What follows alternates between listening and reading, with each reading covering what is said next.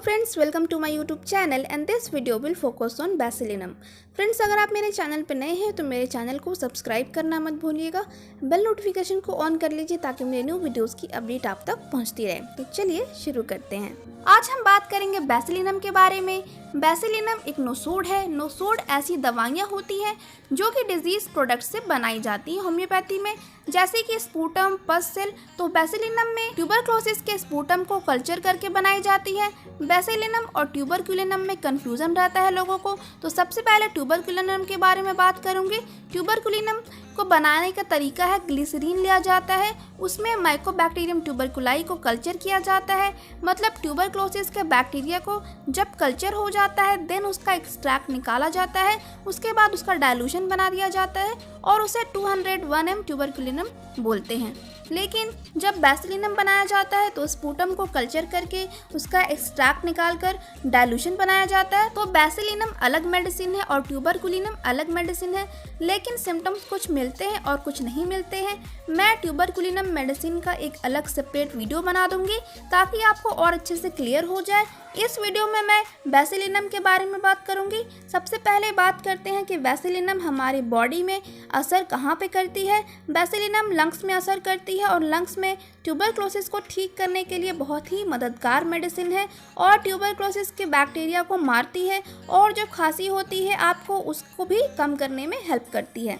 बैसिलिनम बुजुर्गों के लिए बहुत ही इफ़ेक्टिव मेडिसिन है। ऐसे बुजुर्ग जिनको हमेशा खांसी की समस्या रहती है, कफ निकलता रहता है, कभी पहले उनको ट्यूबरक्लोसिस हुआ हो या ना हुआ हो, लेकिन अभी ब्रोंकाइटिस या क्रोनिक ब्रोंकाइटिस की प्रॉब्लम है जिसके कारण कफ हमेशा निकलता रहता है, तो आप बिल्कुल यूज़ कर सकते हैं, बहुत ही अच्छे रिजल्ट मिलेंगे। और अगर आपको बहुत जल्दी ठंड लग जाती है और ठंड लगने के कारण आपको खांसी हो जाती है, कफ की प्रॉब्लम होती है, तो आप बैसिलिनम यूज़ कर सकते हैं। अब बात करते हैं मेंटल सिम्टम्स के बारे में। अगर आप बहुत ज़्यादा चिड़चिड़े हैं और ऐसा होता है अगर आपकी एज ज़्यादा हो गई है, कफ की प्रॉब्लम हमेशा रहती है, तो चिड़चिड़ापन आ जाता है। और अगर इस चिड़चिड़ेपन के कारण सर में दर्द बहुत ज़्यादा रहता है तो बैसिलिनम बहुत ही अच्छे रिजल्ट देती है। सर में दर्द हमेशा बना रहता है और लगे कि सर में किसी ने टाइट बांध दिया हो, ऐसा दर्द होता हो, तो इस मेडिसिन को यूज़ कर सकते हैं। बात करते हैं आई सिम्टम्स के बारे में। अगर आपको एक्जिमा की प्रॉब्लम है और आई लिड में एक्जिमा है तो बहुत ही इफेक्टिव मेडिसिन है। और साथ ही साथ अगर आपको सर में रिंगवॉर्म या फंगल इन्फेक्शन है तो आप बिल्कुल इस मेडिसिन को यूज़ कर सकते हैं। बात करते हैं स्टमक सिम्टम्स की। पेट में lymph node, specially mesenteric lymph node बड़े हुए हैं, इनलार्जमेंट हो गया है जिसके कारण पेट में दर्द हमेशा बना रहता है और ये परेशानी आपको ट्यूबरक्लोसिस की वजह से हो रही है, तो आप बैसिलिनम को यूज़ कर सकते हैं। नाश्ते के बाद आपको लूज मोशन हमेशा होता हो या आपको कॉन्स्टिपेशन है और बिल्कुल भी ठीक नहीं हो रहा हो, बहुत सारी दवाइयाँ लेने के बाद भी बिल्कुल पेट साफ नहीं होता है, तो आप इस मेडिसिन को यूज़ कर सकते हैं। बात करते हैं रेस्पिरेटरी सिम्टम्स के बारे में। अगर आपको बहुत कम कफ निकलता हो लेकिन खांसी बार बार हो और लंबे समय तक हो, साथ में ट्यूबरक्लोसिस हो या नहीं भी हो, तो आप इस मेडिसिन को ले सकते हैं, बहुत ही अच्छे रिजल्ट देती है।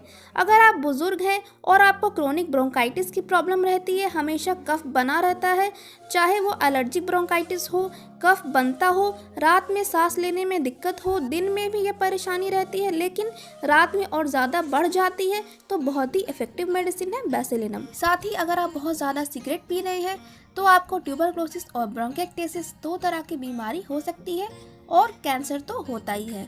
तो ब्रोंकाइटिस अगर प्रॉब्लम हो गई है और इसके लिए आप स्पाइरोस्पर्मिया मदर टिंचर साथ में यूज़ कर सकते हैं 20 बूंद आधे कप पानी में दिन में 3 बार। अगर आपकी अस्थमा की प्रॉब्लम रेनी सीजन में बढ़ जाती है, मान लीजिए आप यहाँ हैं और मुंबई गए, वहाँ ह्यूमिडिटी लेवल बहुत ज़्यादा है, तो वहाँ आपकी अस्थमा प्रॉब्लम बढ़ जाती है, तो आप बैसिलिनम बिल्कुल यूज़ कर सकते हैं, बहुत ही अच्छे रिजल्ट देती है। बात करते हैं स्किन सिम्टम्स के बारे में। अगर आपको बार बार रिंगवॉर्म की प्रॉब्लम होती है या टीनिया फंगल इन्फेक्शन की प्रॉब्लम रहती है, तो आप एक बार बैसिलिनम लीजिए और बाकी टीनिया फंगल इन्फेक्शन की मेडिसिन को कंटिन्यू रखिए, रिंगवॉर्म ठीक हो जाएगा। बैसिलिनम के लक्षण रात से लेकर के अर्ली मॉर्निंग तक बहुत ज़्यादा रहते हैं, साथ ही साथ ठंड से लक्षण बढ़ जाते हैं और गर्मी से ये लक्षण कम हो जाते हैं। तो आप इस मेडिसिन को यूज़ कर सकते हैं।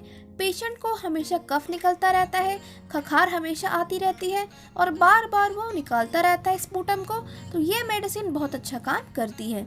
बुजुर्गों को स्लीप एपनिया मतलब नींद के दौरान उनको सांस लेने में दिक्कत होती है और उठना पड़ता है, उस केस में भी इस मेडिसिन को ले सकते हैं। दोस्तों, बैसिलिनम रेस्पिरेटरी ट्रैक्ट की बीमारी, chronic asthma, chronic bronchitis, chronic bronchitis, allergic bronchitis और बाकी डिसीज जो आप स्क्रीन पे देख रहे हैं, इन सब में बहुत ही इफेक्टिव रिजल्ट देती है। तो बैसिलिनम को 200 पोटेंसी में हफ्ते में एक बार लेना है। तो जो भी आप मेडिसिन लेते हैं जैसे हिप्पोसल्फ, इपिकॉक या एंटिमटाट, बैसिलिनम को सिर्फ हफ्ते में एक बार ही लेना है।